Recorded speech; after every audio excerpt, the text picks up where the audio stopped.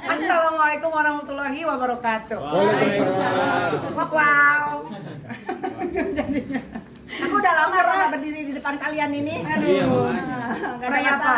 Gimana Oke, tadi? jadi terima kasih teman-teman wartawan karena udah mau menunggu dari pagi. Setia ya. Setia banget di depan. Tadi bapak-bapak polisinya juga ternyata udah comeback.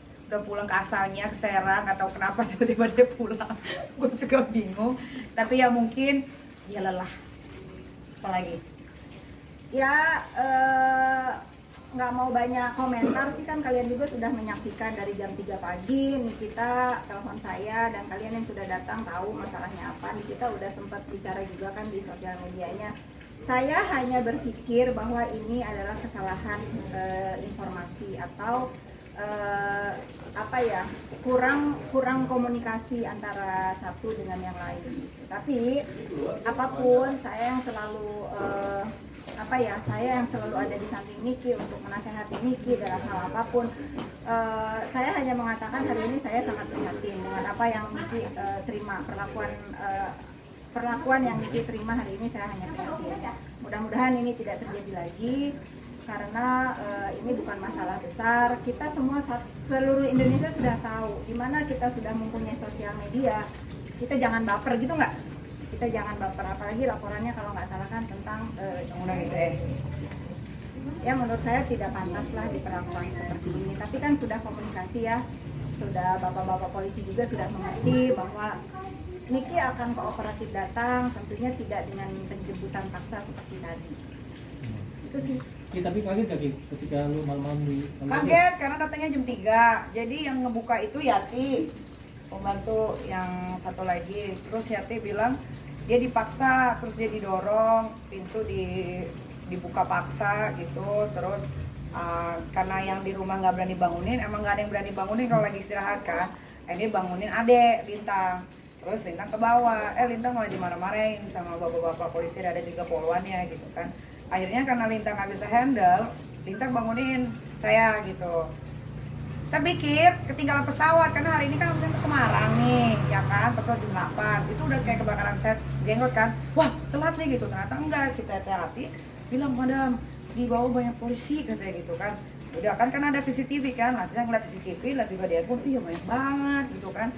Terus akhirnya ya mau nggak mau harus turun kan. Kalau diam aja kan juga nggak enak gitu. Turun baik-baik, nanya gitu. Pas buka pintu, itu udah kamera semua handphone, udah pada ngerekam gitu kan. Asa kan makin bingung gitu.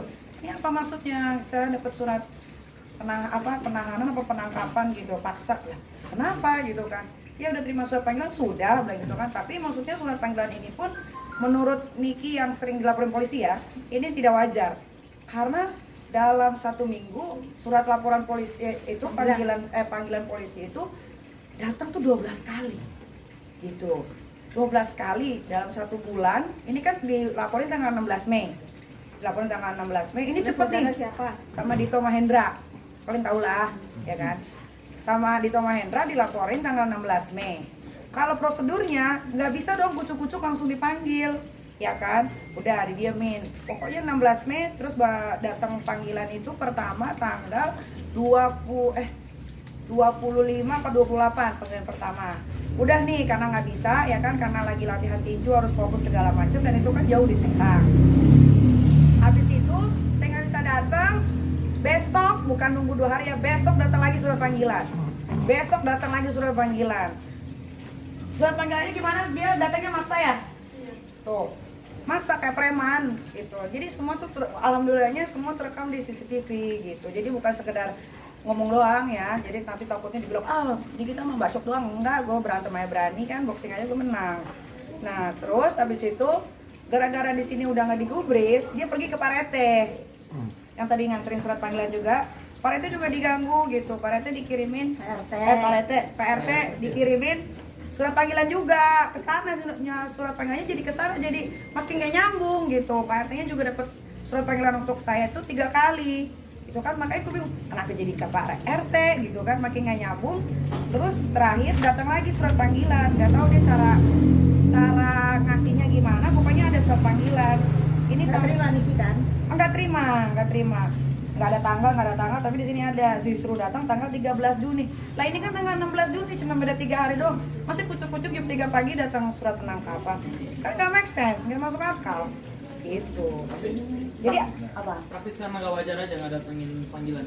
Ya karena ada nggak sih polisi tiba-tiba nganter tiap hari ke rumah panggilannya, yang polisi loh yang nganter langsung dari Serang tiap hari sampai dicari rumah Pak RT. Itu kan udah nggak wajar. Pasal-pasalnya yang diterapkan juga nggak wajar. Saya nggak pernah kenal Dito, tapi Dito pasti kenal saya karena dia pernah ngirimin bunga mengatasnamakan Askara Prasadyarsono. Kalau kalian tahu dulu yang nayangin SCTV pertama kali, kalau nggak salah itu di gosip apa gitu. Tapi karena dia minta klarifikasi saya nggak mau. Ya udah, terus habis itu rumah saya dicoret. Habis itu salon kita berdua Beauty Head itu kena coret. Itu confirm ya, Itu karena confirm. yang melakukan sudah mengakui kalau disuruh sama Iya. saudara. Terus Dea sama teman saya Diol dibuntuti, habis dibuntuti, difoto dari belakang mobilnya segala macam, habis itu dikirim ke kos-kosannya. Jadi caranya tuh ada kenapa Pak? Oh, jadi caranya tuh udah kayak mafia gitu. Nah ini juga harus dipertanyakan, kenapa panggilan tanggal 13 Juni, tanggal 16 saya ditangkap, kan masih jadi saksi di sini tuh, jelas saksi semua tuh, ada bacaan Boleh lihat saksi. ke depan. Boleh Ini alamat gitu-gitu nih di blur ya, Iya. Ya, nih. oke, tangan. Panitia Pak, gue tahu ini laporannya undang-undang ITE terkait mungkin ada postingan Oke. atau apa gitu Pak yang Udah, nggak udah. diterima Nggak sama tahu, pihak yang nggak tahu. Saya nggak tahu, Nggak tahu. Karena? Laporannya ITE aja. karena jujur saya sama Dito itu saya tidak kenal sama sekali dan tidak pernah ada urusan apapun. Tapi nggak tahu kenapa dia ini selalu mengganggu hidup saya.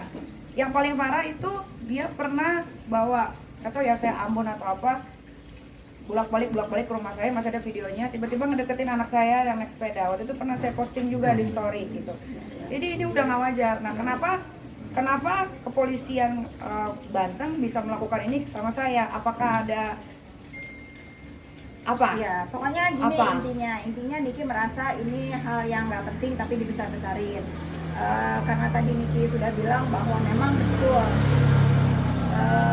betul bukan hanya Niki yang diteror atau di apa ya diancam-ancam lah gitu dengan saudara kita dari Ambon.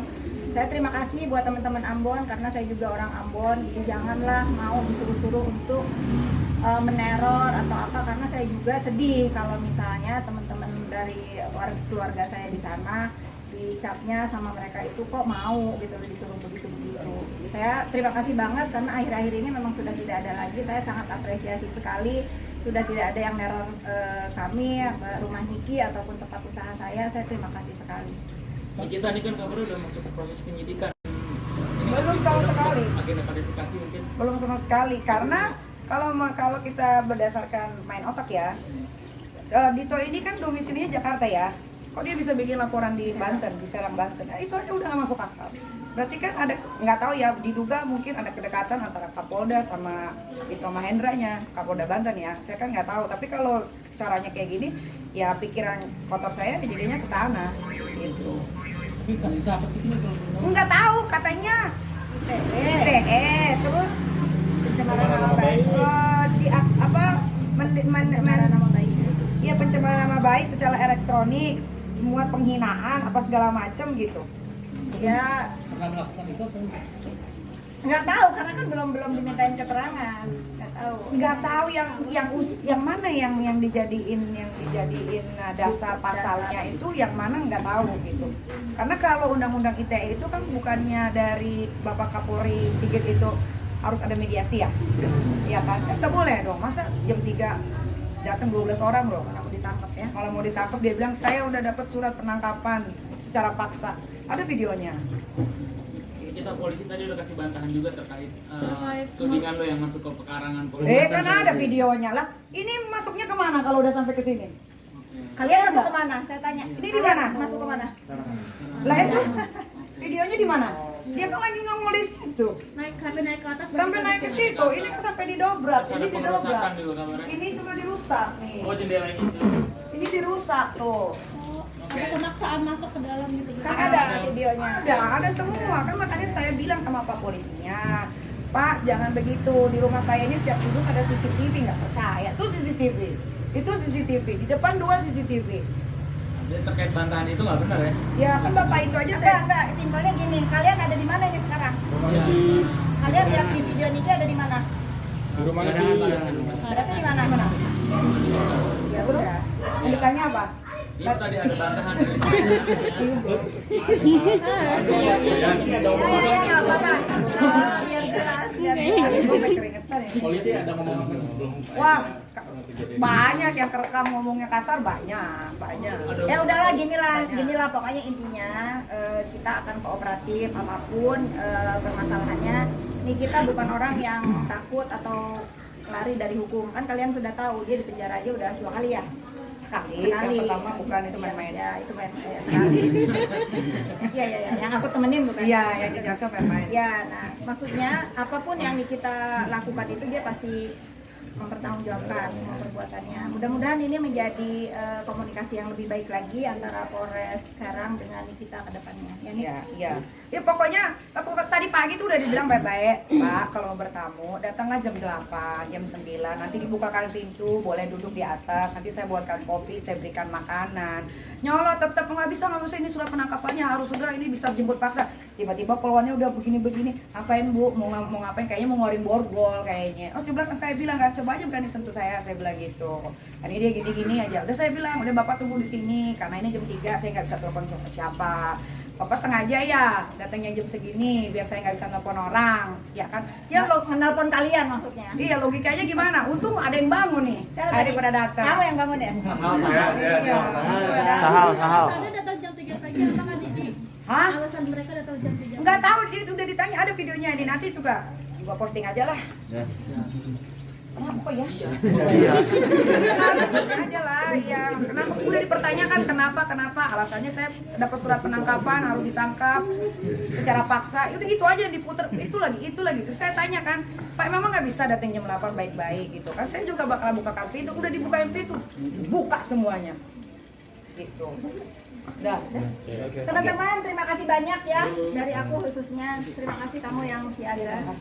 Oke, berarti setelah ini mau datengin. Ada, gua mau syuting, gua harusnya ke Semarang ini. Tapi ada rencana nggak datang ke sana langsung? Aduh, tar dulu aja dah. Atau ketemu sama Dito langsung? Gua maunya ketemu sama Dito. Wah, pengen banget. Boleh sampaikan salam ke Dito ya. Sampaikan salam sama Dito Mahendra, pacarnya Nindya Yunda ya?